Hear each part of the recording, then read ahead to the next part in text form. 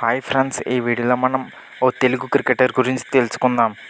తన కొడుకు భవిష్యత్తు కోసం 7 లక్షల జీతాన్ని సైతం వదులుకున్న గొప్ప తండ్రి. మరి అంత గొప్ప త్యాగం చేసిన తండ్రికి కొడుకు ఏం బహుమతి ఇచ్చాడో ఈ వీడియోలో తెలుసుకుందాం.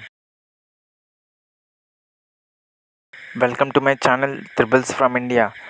మన వీడియోలో క్రికెట్కి సంబంధించి రివ్యూస్, బయోగ్రఫీస్ మరియు మొదలగు విషయాలు మీకు తెలుస్తాయి. సో మన ఛానల్ని లైక్ చేసి సపోర్ట్ చేయండి మరియు సబ్స్క్రైబ్ చేసి మీ ప్రేమను తెలియజేయండి. నేను చెప్పే క్రికెటర్ మరెవరో కాదు, మన తెలుగువాడైనటువంటి నితీష్ కుమార్ రెడ్డి. నితీష్ కుమార్ రెడ్డి విశాఖపట్నంలో జన్మించాడు. తన తల్లిదండ్రులు ముత్యాల రెడ్డి మరియు ముత్యాల మానస. వీళ్ళది ఒక మధ్యతరగతి కుటుంబం.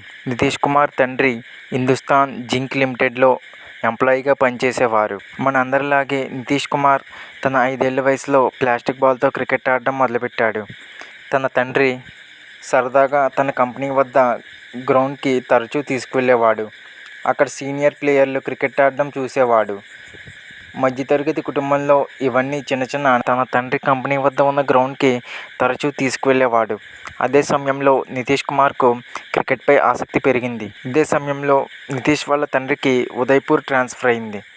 అప్పుడు నితీష్ కుమార్ రెడ్డి వయసు కేవలం 12 సంవత్సరాలు మాత్రమే. ఆ సమయంలో వాళ్ళ తండ్రి ఒక నిర్ణయం తీసుకున్నారు.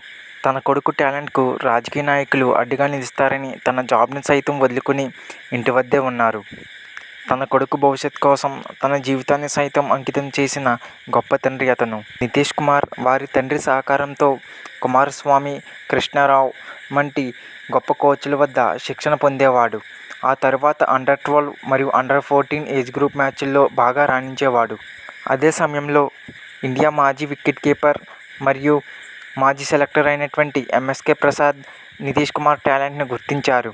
అదే సమయంలో నితీష్ కుమార్ మెరుగైన శిక్షణ కోసం ఏసీఏ అకాడమీలో శ్రీనివాసరావు మరియు మధుసూదన్ రెడ్డి ఆధ్వర్యంలో కోచింగ్ తీసుకునేవాడు.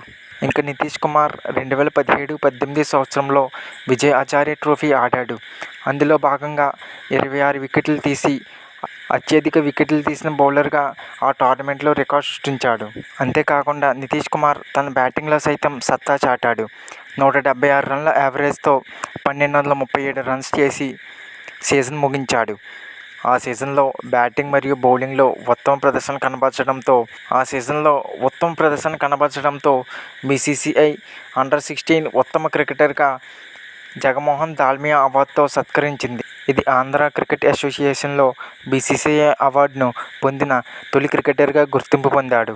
నితీష్ కుమార్ 2019 సంవత్సరంలో ఆంధ్ర తరపున జనవరి 27న ఫస్ట్ క్లాస్ క్రికెట్ అయినటువంటి రంజీ ట్రోఫీ ఆడాడు. ఆ తర్వాతి సంవత్సరంలో విజయ్ హజారే ట్రోఫీ కూడా ఆడాడు. ఇంకా 2021 సంవత్సరంలో సయ్యద్ ముస్తాక్ అలీ ట్రోఫీలో ఆంధ్ర తరపున నవంబర్ 4న తన T20 డెబ్యూ చేశాడు. ఇంకా నితీష్ కుమార్ బ్యాటింగ్ మరియు బౌలింగ్ సమానంగా చేయగల సమర్థుడు. తన విజయ్ హజారే ట్రోఫీలో ఉత్తమ ప్రదర్శన కనబరచడంతో 2023 ఐపీఎల్లో ఎస్ఆర్హెచ్ ఫ్రాంచైజ్ 20 లక్షలకు తనను కొనుగోలు చేసింది. కానీ తన టాలెంట్ నిరూపించేందుకు అవకాశం లభించలేదు. ఇలాంటి సమయంలో తన తల్లిదండ్రులు ఎప్పుడూ తనని ఎంకరేజ్ చేస్తూ ఉండేవారు. ఇంకా 2024 సంవత్సరంలో పరుగుల దాహంతో ఉన్న నితీష్ కుమార్ తనకు అవకాశం లభించడంతో పరుగులను ఉదు తుఫాన్లా మార్చి మినీ క్యామియోస్ ఆడాడు. అంతేకాకుండా పంజాబ్ తరపున తన మొదటి హాఫ్ సెంచరీ చేశాడు. అందులో భాగంగా 4 సిక్స్లు మరియు 5 ఫోర్లు కొట్టాడు. ఒకవైపు వికెట్లు పడుతున్న క్లిష్ట సమయంలో దేశానికి సైనికుడు ఎలా ఉంటాడో టీంకు నేను ఎలా ఉంటా అంటూ అడ్డుగోడగా నిలిచిపోయాడు. మరి ఇంత గొప్ప క్రికెటర్గా తీర్చిదిద్దిన వాళ్ళ తండ్రి గారి గొప్పతనం చిరస్థాయిగా నిలిచిపోతుంది. ఇంకా మ్యాచ్లో మ్యాన్ ఆఫ్ ది మ్యాచ్ గెలుచుకున్న నితీష్ కుమార్ తన తండ్రికి కారు గిఫ్ట్గా కొనిచ్చాడు. మరి ఇండియాకి ఆడాలనే తన టాలెంట్ రాజకీయాన్ని అధిగమిస్తుందా, లేదా ప్రతిసారి తెలుగుని ఈ క్రికెట్ రాజకీయం తొక్కేస్తుందా? మీరేమనుకుంటున్నారో మీ అభిప్రాయాన్ని కమెంట్ రూపంలో తెలియజేయండి. నేను ఇచ్చిన ఇన్ఫర్మేషన్ మీకు నచ్చినట్లయితే లైక్ చేయండి, షేర్ చేయండి మరియు సబ్స్క్రైబ్ చేసి మీ ప్రేమను తెలియజేయండి. Thank you friends.